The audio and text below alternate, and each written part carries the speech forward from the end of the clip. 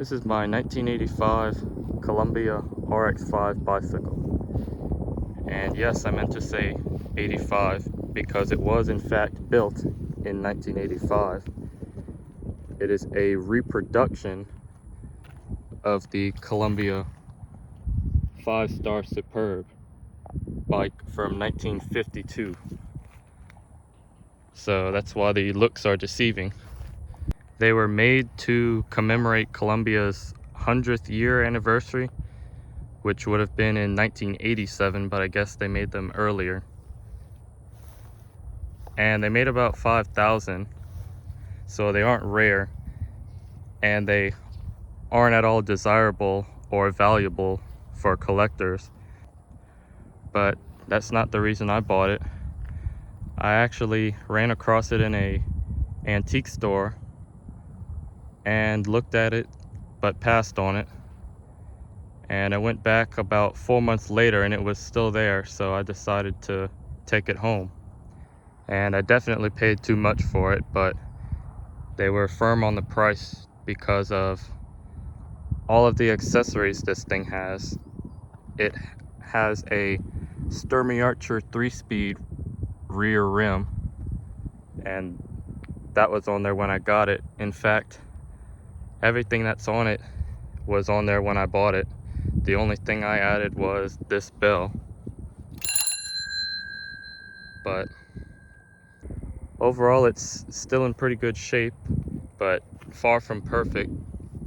There is a good amount of nicks and dings everywhere. Some areas with touch-up paint. All the decals are in good shape too. But she's a good, fun cruiser. The 3-speed makes it a pretty good rider. Some of the other accessories, it has a Schwinn speedometer. Yes, someone put a Schwinn speedometer on a Columbia, but it fits the era. And it also has this plastic airplane. It just spins in the wind as you go. That was on there.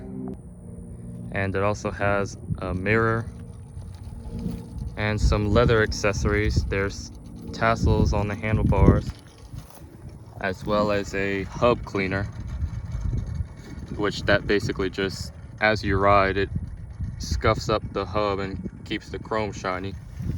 There isn't one on the rear though. I think that would be this one, but I tried putting it on the hub, but it won't fit over it. I'm guessing that was for the original hub, which wouldn't have been as fat. So this just stays on the handlebars, and when the airplane annoys me, I figure out some kind of way to, stop the propeller from spinning. But again, all those accessories were on there when I bought it. As far as the stock bike itself goes, it has a headlight up front on the fender. And actually, even though this is based on a 52, the headlight is incorrect. They would have had a different design in 52, but they were built in 85 with these headlights on them. So that's another way to tell if it's a reproduction. Another way to tell is all of the RX5 came in the green and cream paint scheme. So if you come across a blue one or something, you shouldn't have to worry about it not being an original. But if you come across a green one, it could be a reproduction or it may be an original. But moving on, a Springer fork up front. There's the Columbia badge hiding behind the spring. Columbia built on the tank. On the other side of the tank, you have a button for the horn.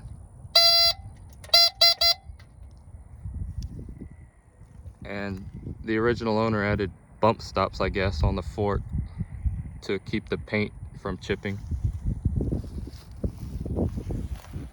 And saddle's in pretty good shape. One more leather accessory. It has fender guards, or I think they're called. They're just velcroed on there. That or mud flaps, I don't know. But that's the bike. Just thought I'd do a tour and share the history.